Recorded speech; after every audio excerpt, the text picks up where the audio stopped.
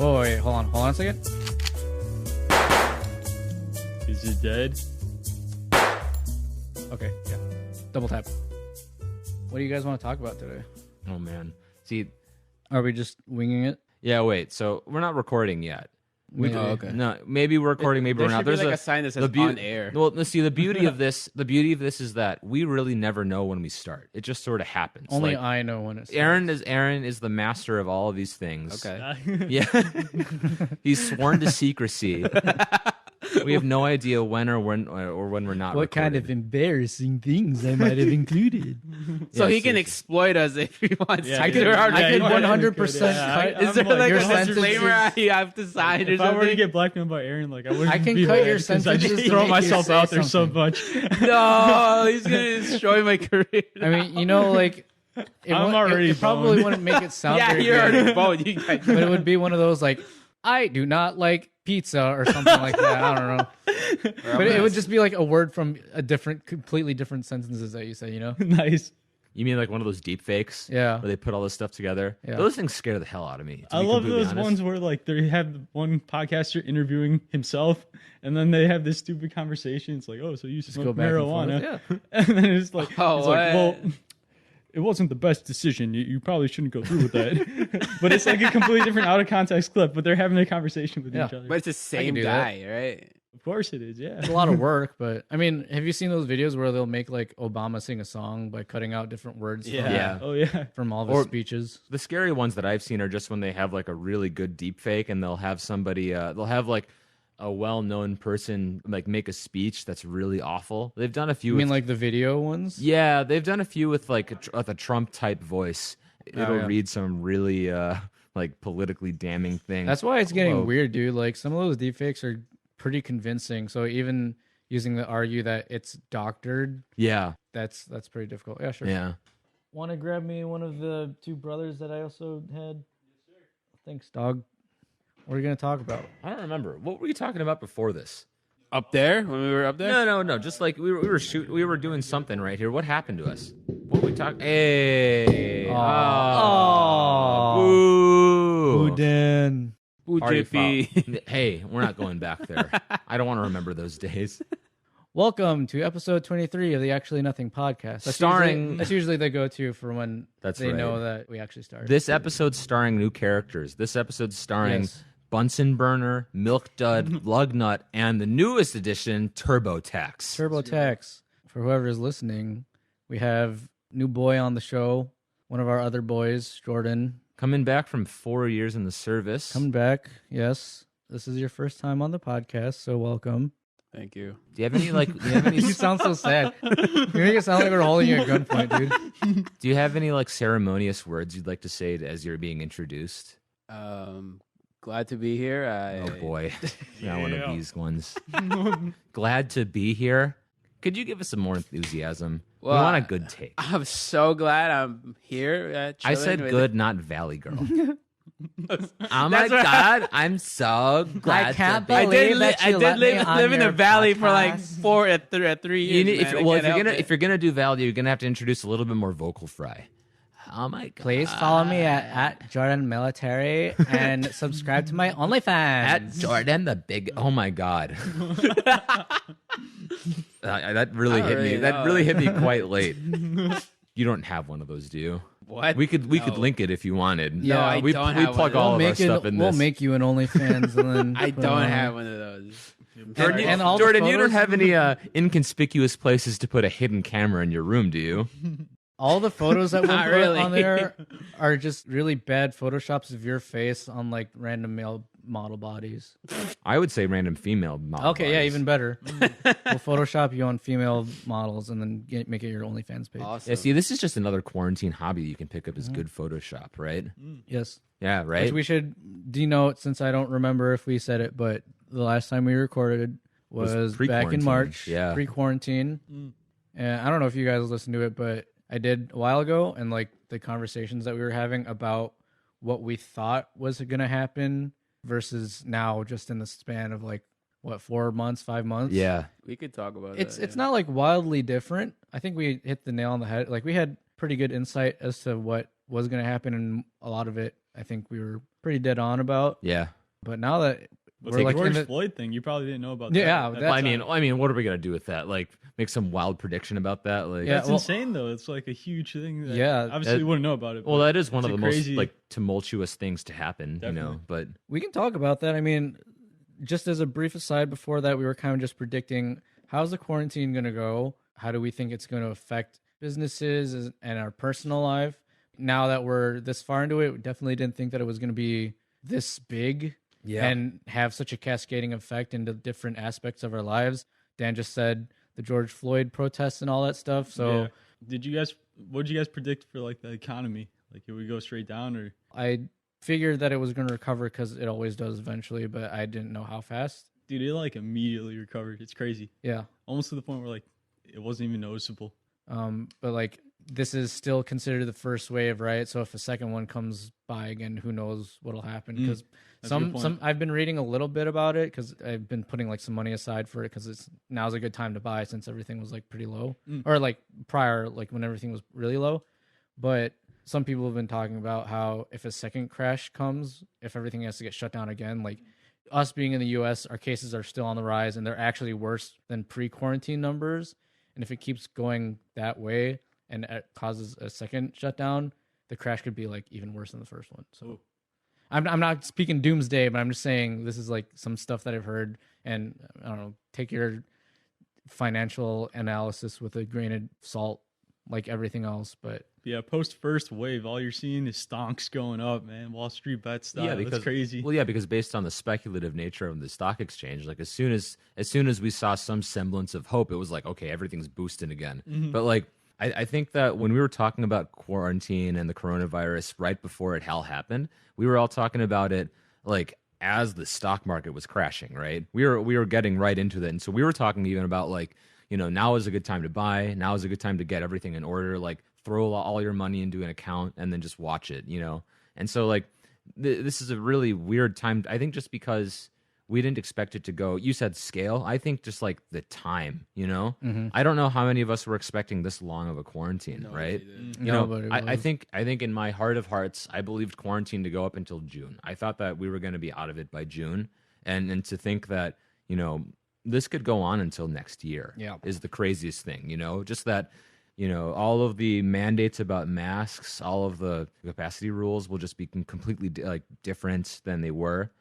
I mean, when we've seen just like countless businesses go out as well, so it's pretty insane just what's happening. Yeah, restaurants are shutting down, and you know, a lot of people had to get laid off because of that.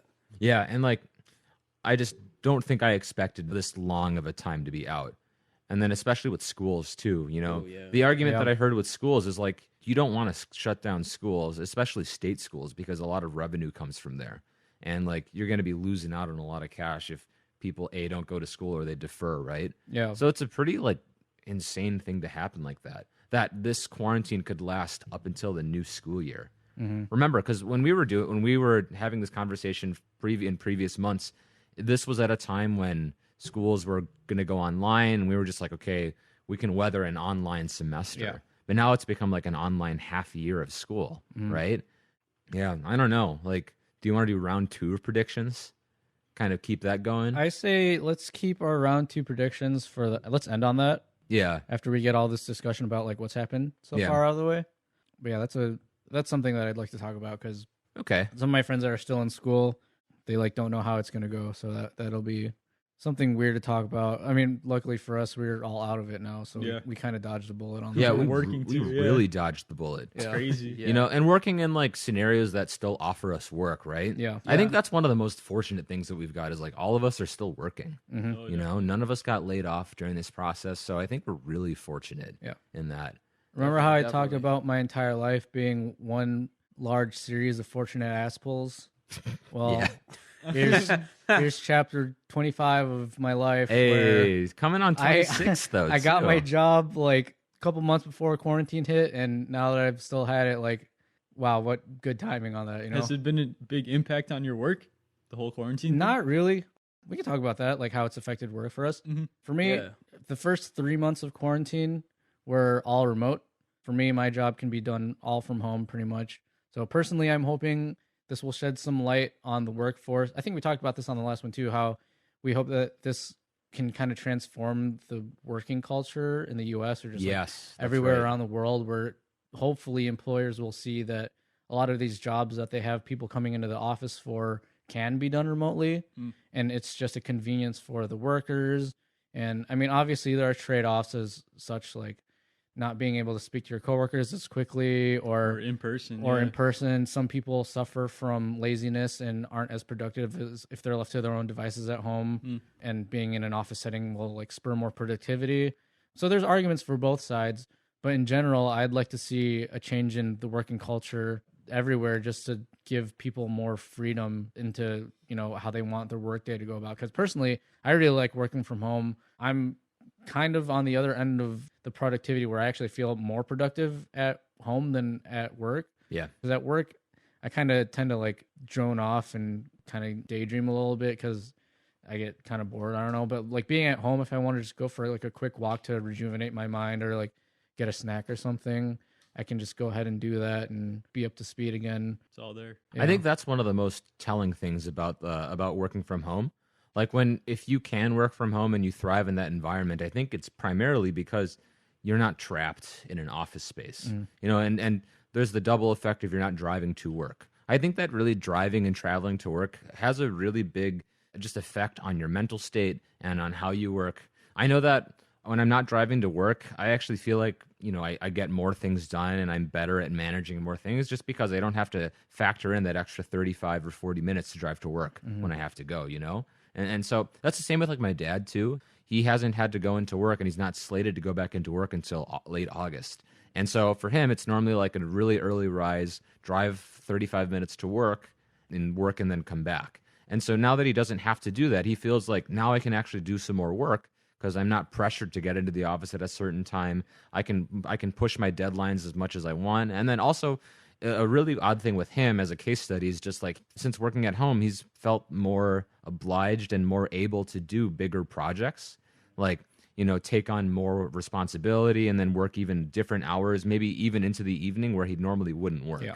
And so like for some industries, we're seeing how this actually could spur productivity when people are working from home and then not spending money on gas, not spending time on the road, not spending time on like around like in an antisocial activity that's like driving, right? Where everyone is against each other and you're trying to fight for position. Yeah. You know, I think like driving really gets an understudied or underanalyzed facet of our lives as working adults, you know? Yeah.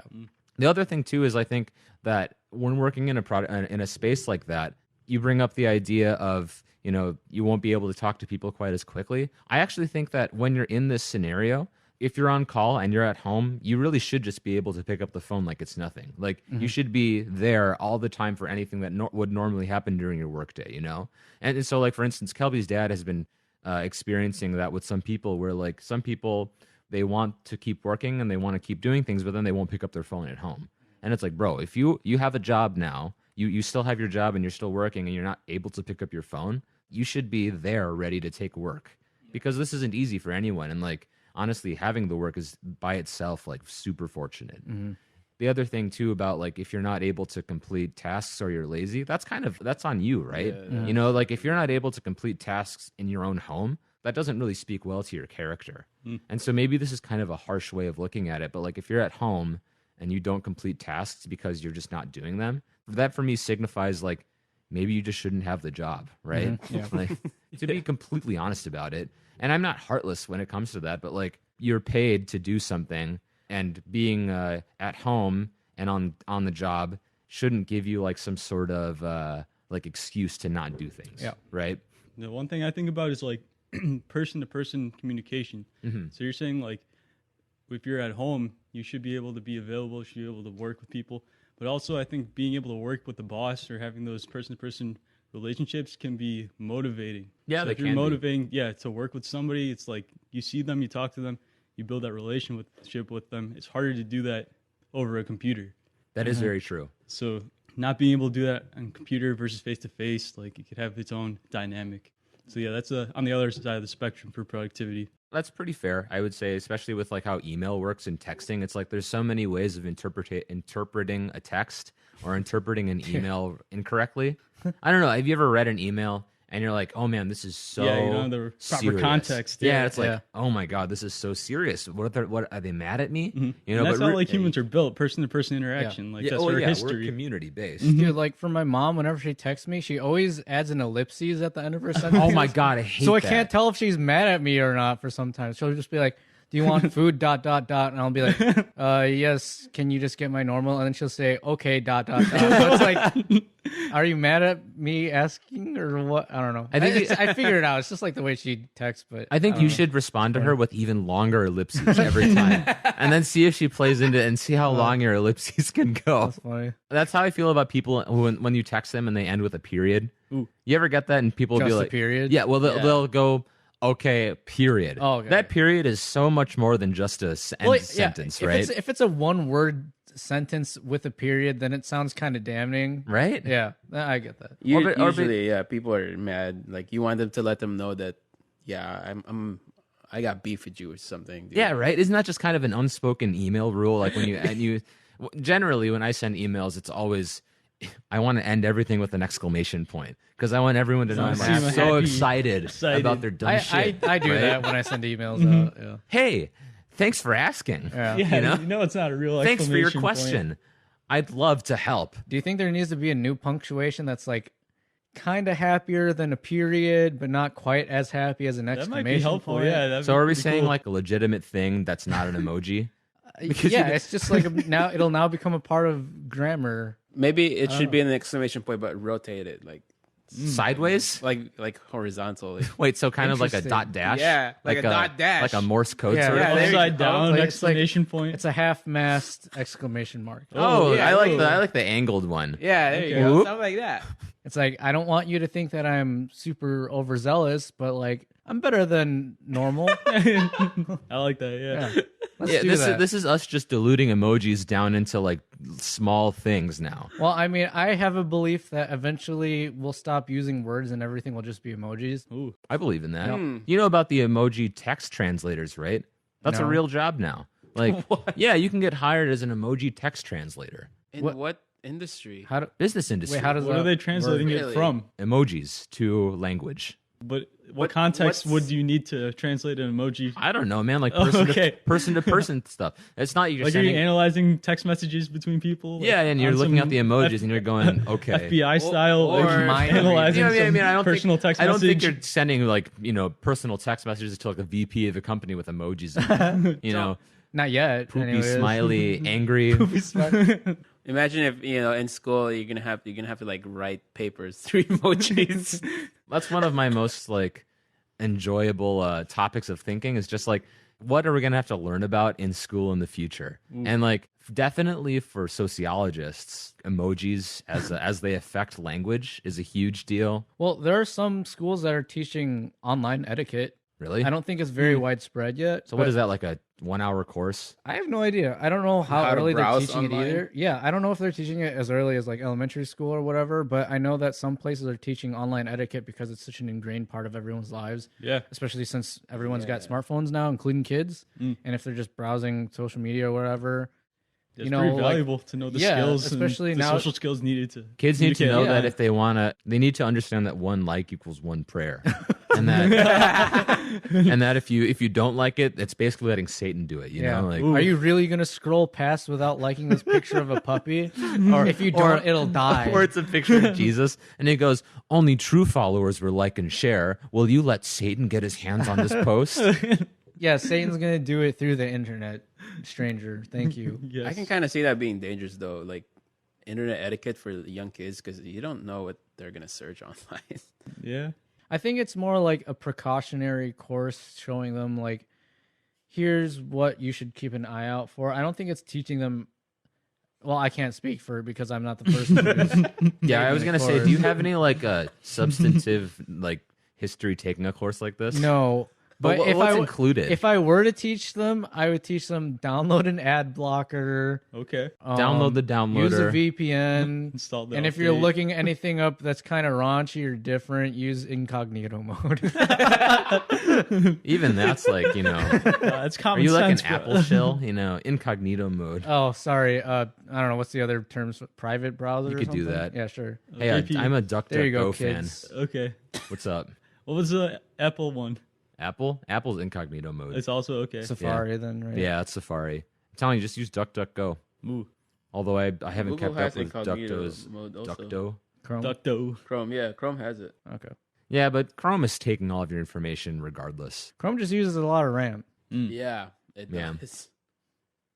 Anyways, what were we talking Frustrating. about before this? Before we tangented, I don't remember. welcome to the essence of the podcast where literally everything has a strong tangent. Yeah. Whatever. We already said this episode is like catching up. It's a bit whatever of an one. improvisatory episode. Oh, we I were might talking say. about the implications of Corona in our future Oh, yeah. predictions. So here's where this kind of applies heavily: school. And for instance, Definitely, yeah. For instance, people who deal with online school and how that affects, you were talking about person-to-person interaction. I think that heavily affects schooling, Yeah. especially where, people like young freshmen who are you okay? You hiccup it while you're I drinking. hiccuped while I was drinking.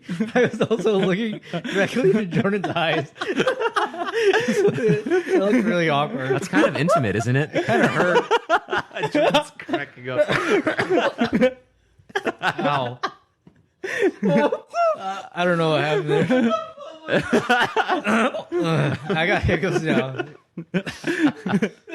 So you looked into Jordan's eyes while you hiccuped and drank a beer. Yeah. Dude, we You can't guys- have that outside of quarantine, That's like we don't have that person-to-person interaction. You're Yeah, right. we You were couldn't. talking You about couldn't that. have that in the Everybody, office. You can't we're drink a recording beer. this at least 6 feet apart. Yeah. And we're wearing masks. Yeah. So I just think that was a really intimate moment that you and Jordan shared a bond that we will never have. It was painful. Painful. I Dude, heard my- the noise. My voice is cracking all over the place, too. I heard the noise, and he's like this, like. Okay, sorry, continue. So okay. I was saying that not having that person-to-person interaction, especially for young freshmen or for people who really depend on learning styles that's direct person-to-person, like authority visual teacher. learners and stuff like that. Well, yeah, people who really thrive in environments where you have like teacher or student, that authority like relationship. It's a lot harder to do everything like that over Zoom, I think the biggest examples are like Katya and Kelby. Like Katya is not going to school this semester. Like she's enrolled, but she's not going to be present in campus. And so I'm just, thinking about how like our freshman years or how our like really formative years of college are completely formed by those like relationships you make early on, right? Oh, yeah. Yeah. Those interactions that you have early in your collegiate career, like kind of, they have a wide-ranging effect on your future. I remember during my college orientation, they said orientation buddies for life, and I still talk to my orientation buddies. Oh, I'm there like, you go. Really? Orientation buddies See, for you actually life. stuck with it. Let's go. But like, I don't remember I mine. couldn't imagine staying in your dorm the entire year for a class. Like that would just suck. Yeah, just. But like it's ass. even outside of the classroom, just thinking about the social implications of being isolated from all of your peers, and if you were on campus at your dorm, if you couldn't all actually go around and hang out with each other, that would totally destroy some aspects of your social life. And it really short circuits like any meaningful relationships that you could build through person-to-person contact, right? Like, I'm not saying that it's impossible to build personable and intimate relationships with people over the internet or things like that, but I definitely will say that it's harder, right? Like, you don't have the same. You don't have the same sort of spontaneity that you have with conversation or with those shared moments together.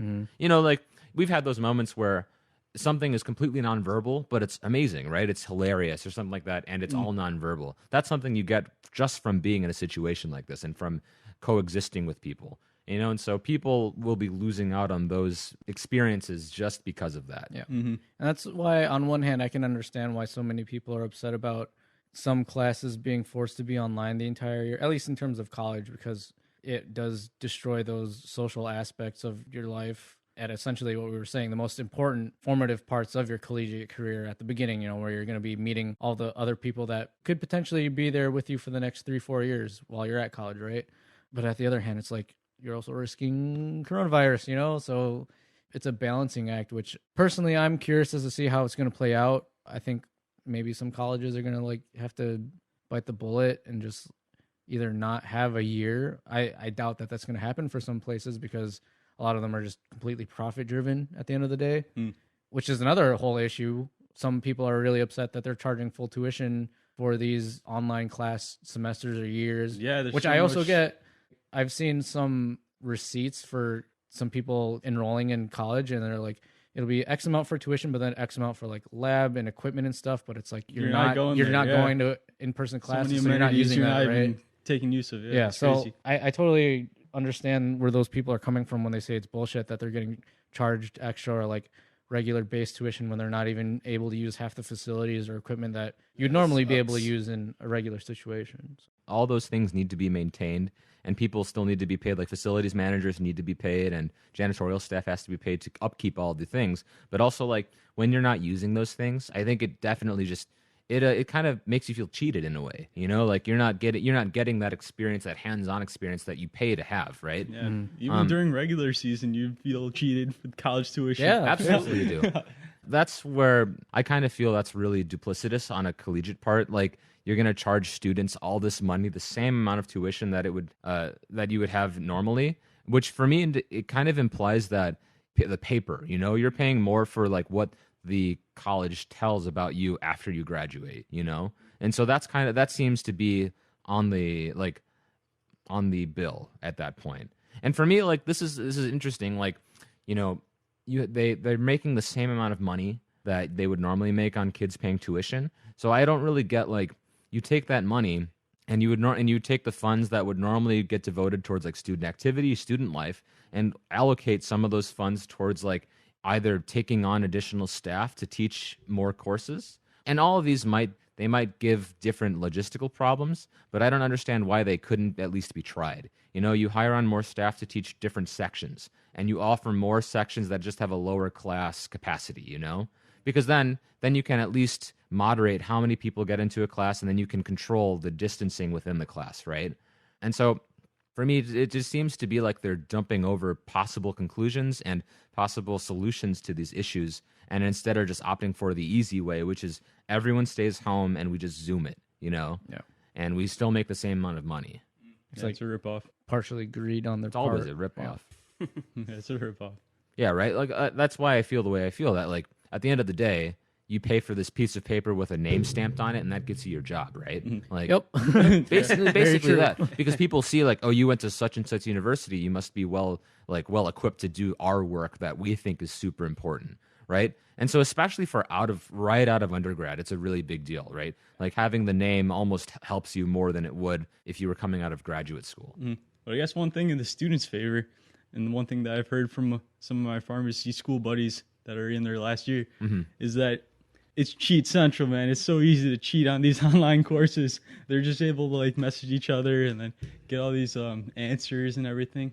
Which is kind of fucked if you're it asking is me, fucked because up, yeah. well, because then you have people who are going through the rigors of an academic process who aren't really going through the rigors, right? Well, that's a benefit on the students' end. I guess on the other side, but it's still messed up. It's not like the right way to do it. That's a really heavy debate about whether or not, because this kind of follows for me logically into pass or fail grading versus traditional grading processes, right? Because really, you know, not everyone can do all these same things, and not everyone has good internet or like a computer they can use or a space to learn. And then there's even like you have the problem of the poor international students who have to like wake up for class at 3 a.m. because that's when it's held, you know? Yeah, that's so right. like, so there's a lot of issue with that. But for me, it also just, it runs the issue of you now have a lot of trouble with accurately testing certain people who are going to go into professional fields, and then also taking away the aspect of competition that's, you know, second nature to some institutions in some degrees, right? You know, because now on a pass-fail setting, there's not really much incentive. Like if you know your shit well enough, you're not going to fail. You know, you might on a regular grading scale pick up a C, but like you won't fail, right? And so what that really doesn't do very much for students who achieve and who go over the necessary needs, above and beyond. Yeah, above and beyond to succeed in a position like that, right? Or for institutions that really require class rank to be a huge deal, right? And so it shortchanges that. And a lot of people have views about that on how it reflects equality and all these sort of things and equity. But I think at the end of the day, it's, we have to talk about these things separately and try to compromise them in any sort of such way rather than just illicitly like label something one or the other, right? But so that's like one of the issues that we ran into, that Kelby and I ran into with law school, just like how when you go pass fail, law school is, really heavily dependent on class rank, especially for jobs. Is it really? Yeah, like They record that stuff, and then you're able to show that off on your resume. so to kind of give you an example of it, your first semester of law school, the grades you make that first semester affect your entire career after that. Like they affect where you get your first summer internship. They affect your class rank, which also affects where you get a job after law school. Oh, that blows. So it's really heavy on the class rank. And so for institutions like that, if you work really hard and then it inevitably just everyone becomes equal under the gray pass-fail, then for some students it really doesn't work to their benefit, But then you get into conversations about whether or not a utilitarian approach to school would be better for most students and whether or not the needs of the many outweigh the needs of the few. And I don't really want to get into that right now. That's a huge conversation. Manual Yeah. Kant Yeah. philosophy. Yeah, with utilitarianism. Ooh. What else can we talk about that had?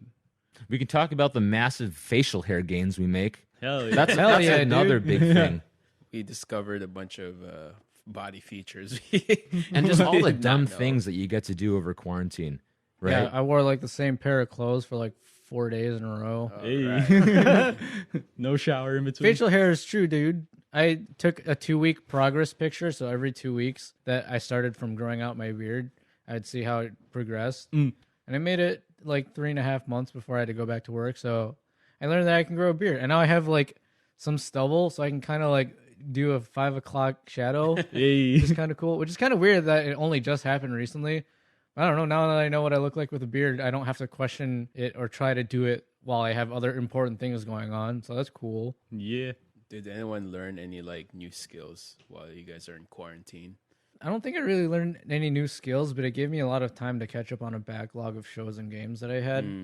I'm still kind of doing that. Like, since we've had more time at home, there are a lot of like shows and things that I was like, I'll get to it eventually. And now that I do have some time, I can put some towards that and start catching up on it, which is nice because normally my backlog of shows and games just continues to grow and grow and grow.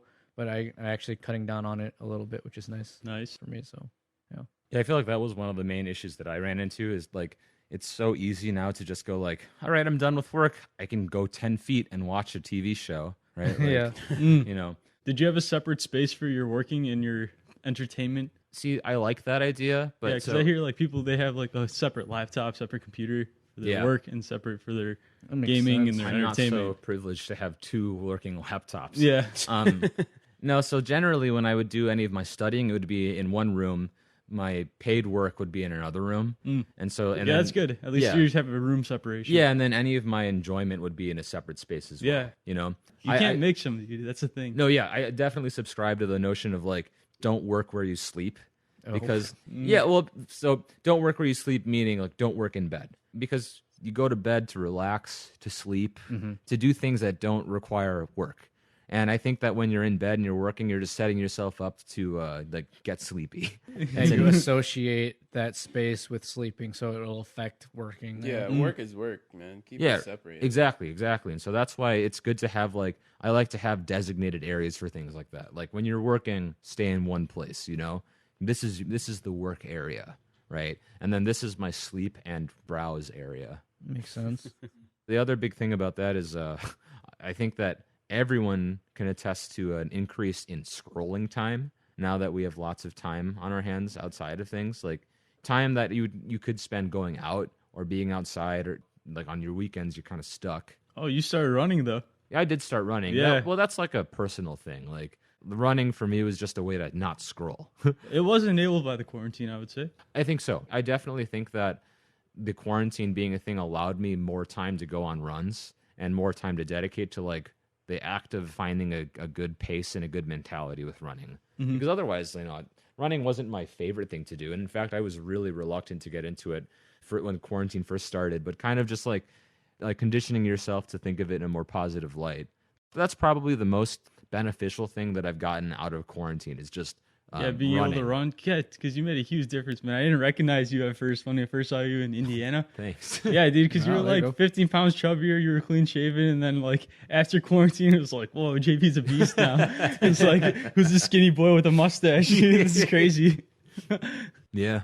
I'm still not going to go to the gym. Some of them are opening up now, but I don't know. Even after everything opens up, if it gets to like phase 5 or whatever, Yeah. I probably won't go for another at least like 2 to 3 months you after been everything working is out? like 100% okay. Yeah. So what Have you been at home? Yeah, we have some free weights at home that I've been kind of just doing alternative workouts. What did I say it like that? alternative workouts? I've been finding like other Alternative. workouts to do with not having all the equipment that I usually use, which kind of sucks because on one hand, I can't lift as heavy because I don't have the gear to do it. Yeah. Like I haven't benched since I don't know whenever the last time I went to the gym is. So who knows how much I can do now. But on the other hand, like I started picking up biking, so that's kind of Yeah, nice. biking. I've gone through a bunch of different trails and like it's nice being You gotta outside hit for a Bussy change. Woods, man. Probably. Dude, if you wanted to. It's nice and paved now. Yeah. He's gonna drive all the way up here just to run. I don't know I don't need to if do I that. move out around here, if I'm close enough, maybe I'll Ooh. go down there. But yeah, I don't know.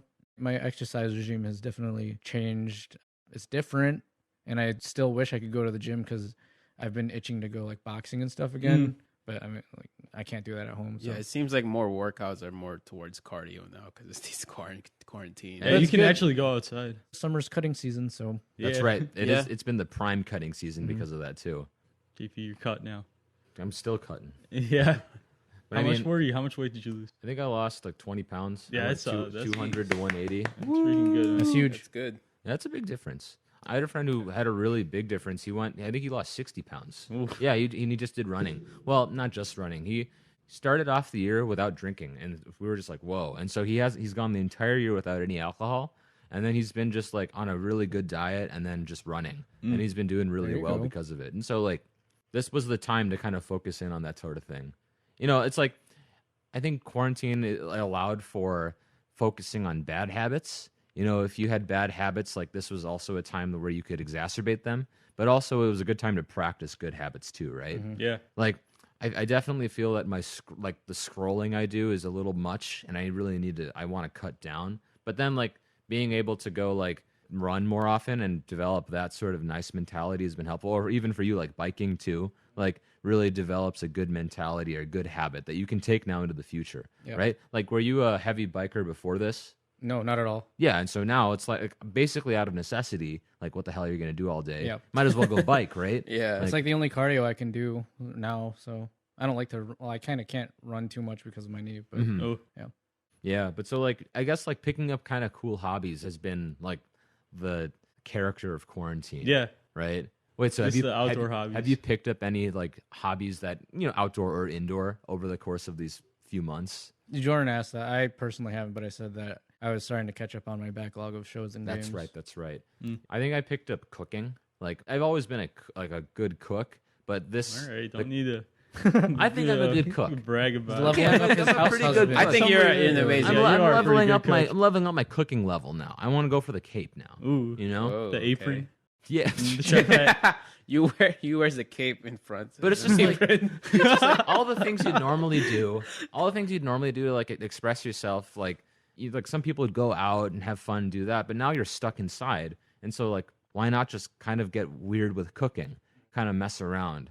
And I understand I love that. Weird with cooking. Weird with cooking, and I kind of understand that's a privileged place to say that from, because like not everyone can go to the store and get like kind of mess around with food. You know, some people really depend on certain foods all the time. But like I've been in this position where I think like, yeah, I can do this right now. I've been looking up more things about how to cook, like what cool things I can try out with cooking. And because we're at home, and you can just monitor all your food. So like all the things that normally would take like 8 hours to cook, you know, if you want to make like a nice braised short rib, you know, it takes a long time to make. But now you can kind of sit at home and be like, oh, I got to do this work, but I can sirloin. pop a juicy. I want to shout out to Juicy Sirloin. Not on this episode, but next week. next week week's he'll episode be coming here. in hot. Juicy Sirloin. But yeah, you can pop over to the oven, go, this is good, and then pop back to work. There you go. Yeah, there Nice. you go. Speaking of good habits, this can roll into another conversation about the other stuff that's gone on during quarantine. But of course, people are constantly browsing the news to see what the most recent updates are on. We can get into stuff like the riots and the protests in a little bit.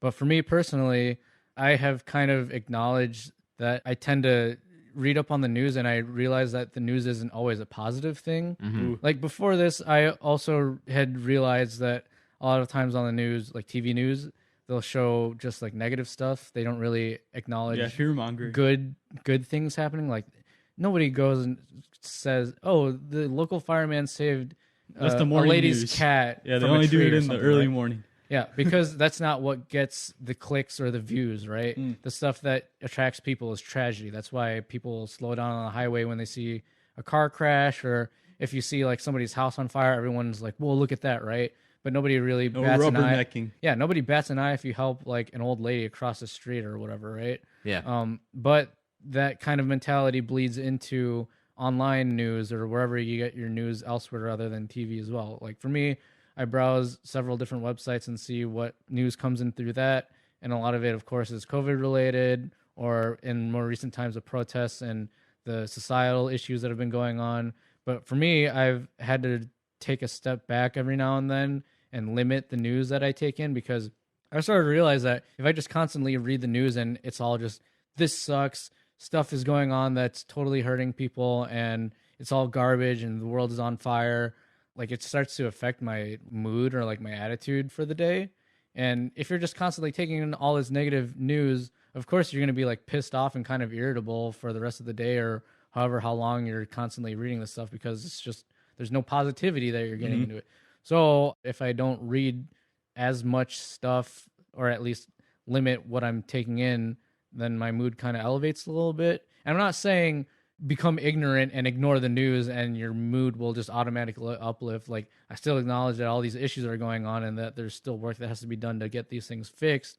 But I'm just saying, don't let the news overtake your life, because if that's just what you consume 24/7, then your outlook on life and the events around you will just seem so much more dim and horrible. And then you won't have the capacity to acknowledge the better things that are going on in life. Like, There's definitely got to be a balance to it. Yeah. Yeah, well like said. there will be smaller victories on your day-to-day occurrence that will be like, oh, this is a bright spot in my day. But if it's overshadowed by all the shit that you're seeing, that everything else around you is garbage, then you won't be as appreciative of it. So my word of advice to people, especially now, is, you know, as much as it's important to stay up to date with what's going on around you, take some time for yourself and bask in what's around you immediately, instead of having to acknowledge everything else that's going on, because you as a human can only take so much before you start to break down and become a part of a hive mind, if you will, because that's kind of the current climate with the Facebook and Twitter and everything that's just being thrown at us 24/7. So Yeah, and on that note, it's also important to look at multiple news sources, because there's a lot of them that are way polarized We were one way, just talking about way this. polarized the other way. yes, My mom, she's always watching Fox News and CNN. It's like, those are the two crazy things. There's a- My yeah. aunt, she comes over, she watches CNN, and it's like, those are so different. yeah. So it's important to see both of them, though. It is interesting to see, like, you may think like Fox News, oh, they're terrible, but there is some stuff that maybe is actually helpful and worth knowing about. I know that we were talking about this Same thing today. with CNN. Yeah, yeah. We were There's talking some stuff that's worth knowing about. we that were they're talking saying. about this earlier today, but how important it is to be shown arguments against what you feel. You know, right? Like it's important for you to be exposed to those arguments and to feel certain things about those arguments and to think through them, because the only way that you ground your foundational beliefs and that you make them stronger is by questioning them, right? testing them. Through skepticism. And when you encounter people with differing beliefs than you and differing foundational beliefs, then you're forced to reevaluate what you think in order to either bolster it or abandon it, right? And so, like, it's honestly very, very important to go through and watch everything and to try and figure out or try and get both sides of a singular story, because it's so easy to skew, especially nowadays when there is so much news and there are so many outlets. It's so easy to just find the group of sources that you like and then have them, when they may or may not just offer you a lot of confirmation bias, where, you know, you think that this is correct and this person's saying it, and so it has to be correct because I'm seeing it, right? And so, like, I think it's definitely in everyone's best interest, even if you don't like Fox News, to, like, check out some things that they're doing. And if it turns out that what they're saying still is bullshit, then I mean, at least you checked. Yep. And at least you're doing your due diligence as a civilian, right? And so on that same topic, it's kind of like with so many things out there, like you were saying, it's so easy to become listless. And it's so easy to just be like, I just can't with this anymore. And I'm so depressed. And for me, this leads into two different things. One, you do have to have that sort of balance that Aaron and Dan are talking about with just like, you can't overwhelm yourself with information, but you also like can't allow yourself to be ignorant of it. There's this like balance of hyper-normalization where all the shitty things become normalized and you just become listless to it, and then willful ignorance where everything makes you feel bad so you don't want to look at it, right? And so there's a definite balance to that that's really hard to maintain. And it's, I've always considered it kind of like a measure of when you're watching the news, you kind of need to be wary of opinions, because everyone's going to slosh their opinion in your face. They're going to be like, this is how you should think about it. When really, they're there to present facts, and maybe they're also there to show agenda so that they have the right people watching their TV shows. But like, as long as you're taking in facts and then kind of taking the opinions with a grain of salt, you can kind of siphon out some of the bullshit and some of the things that may or may not be skewed in different ways. It's more about the information and then you figure out what you want to do with it. And so sometimes it's really useful to get opinions, but then I feel that a lot of times the opinions that people will like throw at you are just heavily in one direction, and they're just there to like push an agenda. And so that for me becomes dangerous. The second thing about this is that we're kind of seeing how big mental health plays on the human psyche, especially at a time where, like we talked about, humans are meant to be in communal spaces. They're meant to talk to other people and to be around other people. When that isn't possible, that the human psyche kind of breaks into multiple different things, right? And so you compound not being around people with incredibly depressing news all the time. And that just makes for like an awfully depressed person, right? Yeah. How easy is it to just spiral when your world around you is crumbling and you have no one around you except for your internet friends who, may not even be the right? And friends. Yeah, seriously, the internet hive mind that keeps you sustained, right? Like, I think it's so easy to get lost in multiple directions just because of the circumstance. And so, like, if we're doing shout outs, you got to shout out, like, taking care of yourself, like, quick shout out to, like, good. Doing self-care and doing things to make sure that you're happy and to make sure that you're content and to make sure that, you're going in a direction that will help you, right? Instead of just getting lost in the drone of everything else. One thing I wanted to ask was about Jordan in your military experience. How would they feed news to you? Like, would you be able to consume it at your own like discretion? Like, you had a laptop, you were able to look at news, but like, did the military provide you with some news? Yeah, I mean, they definitely did. Especially our captain would read us like what to disclose in media, because we still had like laptops and computers out in our shop. And yeah, you're not supposed to tell, where we're at, the location, and what our mission is. But like that one time when bullshit, and I'm like, but so the right is that redacted information I'm gonna have to bleep out? Oh, I'm not supposed to say that, no, right? Don't worry, I'll bleep it out. It's fine. Yeah, but they tell us. I mean, is that stuff sensitive information now, or is that not anymore? Really? And also, it's pretty. Dude, vague. you can't say that because that was like 2 years ago, 3 years ago. You don't know if those pesky time travelers will change. Actually, you gotta bleep that out. Dude. You gotta bleep that out. But yeah, just to be safe. Don't worry, I'll do it. Did you feel like you were having a right or left wing agenda pushed on you at all? Not really. I didn't really care what, because I don't really like talk to like people outside to tell them like information. And then domestic events, they weren't too detailed about that for your they're not military really. Experience. Military was unless like, it was directly affecting you cannot guys. tell, because there's this phrase that we say in the military, especially for the Navy: loose lips sink ships. Oh yeah. You got to be careful with what you post. And people post these things online and they get in trouble. Yeah, I get that. You really got to be careful with that guy loose. And I don't. Yeah. What an asshole. What a dick, dude. Why is he just goes around and sinks ships? Fucking loser. I think your conversation prior to this, though, is just make sure that you use your brain and think critically. Yeah. And don't get caught in an echo chamber because it doesn't do you any good. and that's easy. Yeah. Easy to find yourself in those scenarios where you're just like you're on a forum where people think like you, and so you're not going to get the heavy critical thought that you really need sometimes. Reddit. True that. I mean, it's like I love Reddit, but also like I hate it too. Yeah, I agree. It's just like it's so easy to get caught up in like r/politics. oh my god, there's just so much. Unsub, dude. Just unsub from Seriously, it. That place yeah. is a cesspool. Politics is just useless at this point. There's so much arguments of like. Here, let's take out some of this negativity like we were practicing or like we were preaching. Let's practice it. Let's do some shout outs then. Okay. Okay, Fine. I shat it out. you Shat it out. My shout out is to all my homies who checked in with me regularly during quarantine to see if I'm okay. Thanks for making sure I didn't go crazy. Nice. You got Shout out. anybody or anything you want to shout out? We just do this like every episode. Last time Just shout out at like. Yeah, whatever. If you want to shout out like the toilet paper that you wiped your ass with today, then go for it. last time I shouted out Domino's Pizza.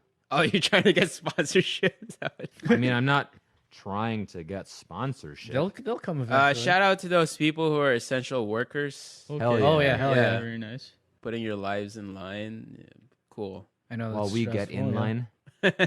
Dan. While we get Dan, you got a shout out. I don't know myself. Hell yeah. Hey, Yeah, self care. Self-care. bro. Yeah. No, wait, I like to do this too.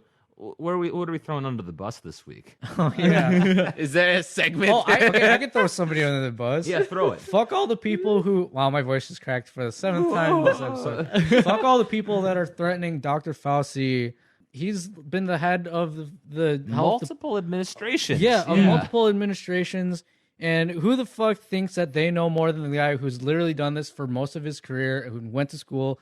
Like, I've seen so many videos of candid conversations of people going, you don't know what you're talking about. I'm going to question your credentials. Like, there's this whole, I think, Florida town hall. Of course, it's fucking Florida. Yeah, right? yeah, Nice. Florida. Yeah, I'm not the only one who thinks But that. there was No, definitely not. There was this It's a town big hall thing, where, yeah. like, people, some Florida residents were, like, berating whoever their government officials locally were, and they were like, you can't make me wear a mask because it's infringing on my rights. Yeah, and yeah. God intended for us to breathe pure oxygen. First of all, All the Are you Karens, not dude. breathing pure oxygen? I'm pretty sure you haven't been breathing enough oxygen because your brain functioning is already Hey. at the bottom of the barrel. Sick burn, dude. But like this is totally going into like Go, me go, reading go. about the news and This being is negative, me right? fueling the fire. But like throwing throw some gas in propane it. on when it. I saw these headlines about like Propane. of Fossey like having his family and his own personal well-being threatened, it's like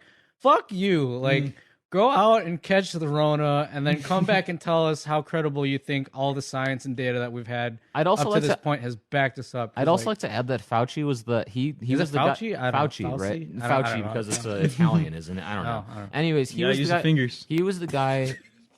Fauci. Fauci. He was the guy behind. He led the HIV research as well. Yeah. He's that guy. Damn. This guy is like the guy of guys in the medical world, you know. And so like, So shout out, second homie shout out to Dr. Fauci because homie shout out. he's That's like doing- an extra thing. he's doing God's work in the middle of an extremely oppressive administration and in the face of adversity from so many people who are fucking stupid and think they know better than him but really don't. So, I don't understand what the hate is too. He's just like he's relaying information. You know, dude, it's I just guess the one thing that actually I heard about was that his initial take on the masks. He was saying Yeah, that they're I did only hear that. about Yeah. for like if you're dealing with somebody with corona, Yeah. then the mask will be helpful. Otherwise, Yeah. we don't need it. But what I heard was that was just a cop out because we didn't have enough masks at the time to meet the demand. So they pretty much lied to us, saying that we didn't need masks in that capacity because they didn't have the demand for it. whose fault is that though? I mean, that's maybe not Fauci directly, but he's still the guy You who's still said it. Yeah, person who said it. Yeah, Yeah. so he's part of the lie, Yeah, and I guess that does kind of diminish the credibility when you are caught lying.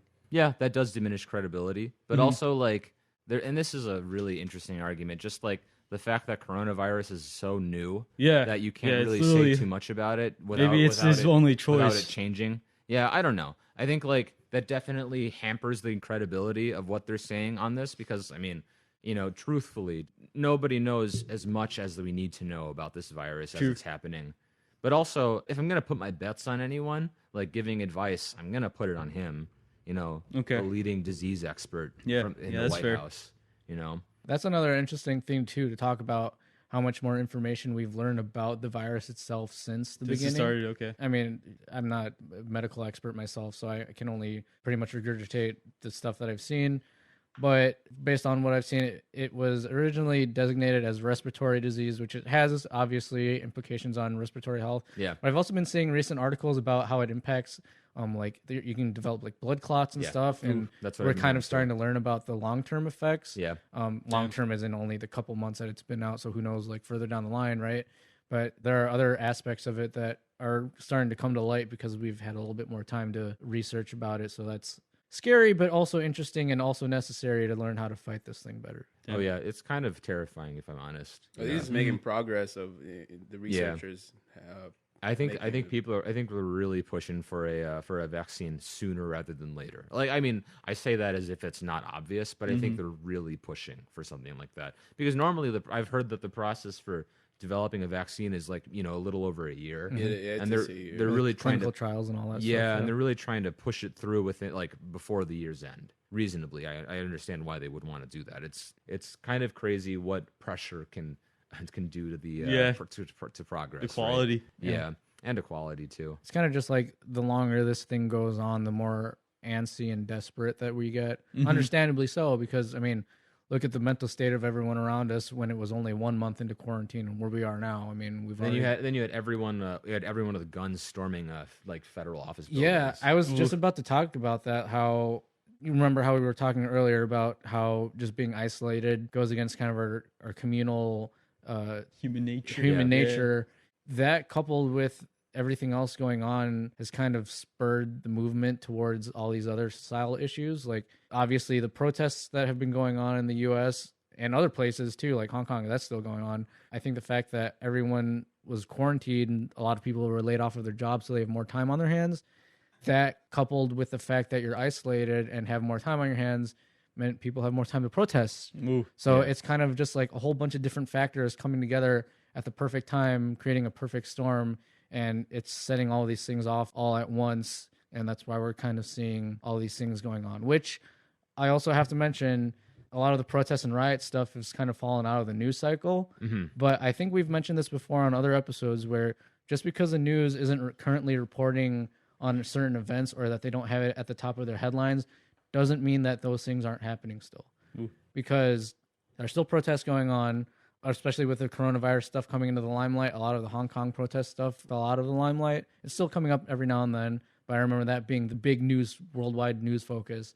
And now that everyone's preoccupied with the coronavirus, it's kind of like attention has been taken away from one thing and has all been focused on the other thing. Yeah. There's still all these problems going on around the world, but again, that's just on us as individuals to, like you said, do your due diligence and check what's going on around you to see, all right, what's happening here, and making sure that you're not news just relevance is zeroed in. like shouldn't be like catered to what's on the big news. But for me, headlines. that's basically part of the problem is that news relevance heavily plays into profit margins, especially when you're a news company that profits off of like reporting things like this, and so I just feel like they're not going to continuously report on something that is continuously happening because they're not going to be making any money doing that. Yeah, people will get bored of it. Yeah, and so it's really tough because you run into the problem of now the major news cycles aren't covering this and you only have local cycles covering it, but then you have to question the credibility of local cycles covering things. And so it becomes just an added problem that you have to deal with as a viewer and as a citizen, right? And then too, you're also having to deal with multiple issues compound on each other. Like how much stress is that to deal with? And this is coming from like a very privileged place, but like how much stress is that when you're trying to manage all of these things that are happening, right? You're managing human rights violations in China. You're trying to manage Hong Kong. You're managing human rights violations in America. You're trying to manage the riots and the protesting. You're trying to manage the political cycle, the election that's coming up, all the things that are happening. China and India it's too. China and India, Apple moving all of its stuff from China to India, but not really, and all these things that are happening with the end of end-to-end encryption and all of these things about the internet. It's crazy how many things you have to remember and just keep track of. And really, I believe that we as humans only have a finite amount of energy to give towards certain things. To end with, yeah. Yeah, seriously. And so like it becomes overwhelming to the point where we're working to survive. We're doing all these things so that we don't get laid off on our ass if things go south, and trying to make sure that we have enough money to keep going on. But then we're also worried about all these things happening in the world. But then, like, do we have enough energy to actually give to all these things? And I think for a lot of people, like, myself included, it becomes overwhelming just because, I don't know, I don't have all the energy in the world to put to these problems that I cannot solve. Right, because life's hard enough on its own, just living it Right. on your own. Trying to make it work, like you're already doing so many things, and now you got to deal with all the bullshit that's happening around you too, and then you have to deal with all the bullshit people too that are happening around you. And so, yeah, I think that we're at a very like precarious point where there's so many things that we have to keep track of if you want to be informed and if you want to be part of it. And so many people are just finding that it's easier to just log off of it and to stay away from these things and to not talk about them. And really, I think that talking about these things and hashing them out and remembering them, like, how often do we think of Hong Kong nowadays? We've got our own domestic problems, and Hong Kong's kind of fallen into the wayside. Right. When still, I think recently what I heard was like China is basically disenfranchising their election, right? Did you hear about that? Yeah, Russia did too. Yeah, I mean, it's insane what's happening around the world, and we're kind of powerless to do anything because we have no energy to give to it, and we have no actual like solutions to these problems. Yeah. Nothing that helps us in the sooner rather than later. Right. That's the other thing I think is there's no clear track as to how to solve a lot of these things. Their solution, if it exists, is so nebulous and spread among multiple factions and other people that it's hard to coordinate, if at all, a focused effort into solving these things at all. It's already hard enough to find like a straight facts version of something. Right. It's already hard enough to try. Facebook. Yeah, well, it's hard to try and track down news. everything that's happening because you got to sift through everyone's opinion about it and then try and figure out what's opinion and what's fact. What actually happened? How am I supposed to feel about this? And then your information and how you feel about something is informed by multiple contexts, and that becomes hard to take care of as well, right? Yeah. And so, like, it really is just this big nebulous mass of things that are interconnected in some ways but not in others. Mm-hmm. And unfortunately, the truth is, there are a lot of assholes out there who are taking advantage of the situation, and that they realize that a large portion of the population is exhausted from all this stuff going on, that they take advantage of these people and acknowledge that, all right, they're in a mental state that's not the best, so how am I going to use them to spur my own profit or agenda or whatever? And like in some cases you see it working, right? So it's tough being the average citizen, on the other hand, who doesn't have the power necessarily to see a tangible effect right away, because that becomes the issue of having your fellow peer coming alongside with you to make the impact bigger, and that's hard to do when everyone else is tired. Yeah, I guess the question becomes like, what can you do at the individual level? Like, how can you like bear your own burdens? Like, I guess we got all these things going on in the world, so what's the solution? Yeah. And I guess the only thing, at least maybe that I can think of, is that you have to bear your own burden, Yeah. as an individual. The only thing you can really have an impact on is yourself. Mm-hmm. So there's a sort of a principle that goes along with this, where when you have all these things coming up, it might just be better to do exactly what you can do, and to think of that in a positive light, and if that means like you can't protest because you're afraid of the coronavirus, a very real thing. Yeah. If instead of protesting you donate, then that's what you do, and that's what you like to do. Or for instance, if what you do is you end up talking to a friend who, has questions about these sort of things, or you have questions and you reach out and ask, then that's all you do, If expanding your worldview is all you can manage to do, then that's what you should do, right? Yeah, educate. If that's all that you can muster up within yourself, then yeah, I think that's a worthwhile endeavor. And so there's the opposite effect of, it's important not to think of anything as being too small, right? Anyways. Yeah, that's good stuff, though. Yeah, let's do one more thing. Let's go our predictions around the table about what we think is going to happen, and let's see how they hold up in the next few months. Who wants to go first? I don't know. This is tough. I personally, okay, I'll go first. I think that Rona is going to be around at least until early next year. I think quarantine's going to extend itself into early next year, pretty much as it is now. Hopefully, I'm hoping that some businesses will stay open. I think that we're going to have the added bonus that we've done wave 1. We can manage wave 2 by doing certain things differently. So I'm hoping that we don't wreck the economy by closing everything. I hope that we're able to keep certain things open, but using capacity rules, and then using you don't serve people without masks. There's more, at the entrance of every business, there's hand sanitizer. There's preventative things that are practical and easy to do that we can use to keep things open. I think that closing things is really, really not good for the economy, as we've seen. And as much as it doesn't really affect us because we've got money in different places that'll just rise and fall with the mores of the economy, it's necessary for lots of people to keep working and to keep jobs so that they can keep paying things, And so hopefully businesses can retain some sort of normalcy and serve people even as the coronavirus quarantine maintains itself. I also think that schools are going to be doing mostly hybrid, if not completely closed for this fall semester. Dang. Yeah. Okay, my prediction is that stonks going up. They inevitably will. They have to go at some point. Yeah, if they survive the quarantine, they're going to survive anything, man. What the heck can stop it? What would be worse for this country? Maybe if we go into a war, or if the rioting gets even worse. Oh, knock on wood, dude. I guess it's a possibility, but off this table and knock on it because This wood, okay. yeah. But from what it looks like, the stocks might be just going up. That's my prediction. So that's why I think, buy and hold, Yeah. invest incrementally. Yeah, invest incrementally. Don't worry Over about time. the short loss. Yeah, don't Wait it out. Despite the ups and downs, Yeah. Look at the general trend, not the data points. Yep. Yeah. Yeah, from the look of it, I don't think this coronavirus is gonna go away anytime soon. No.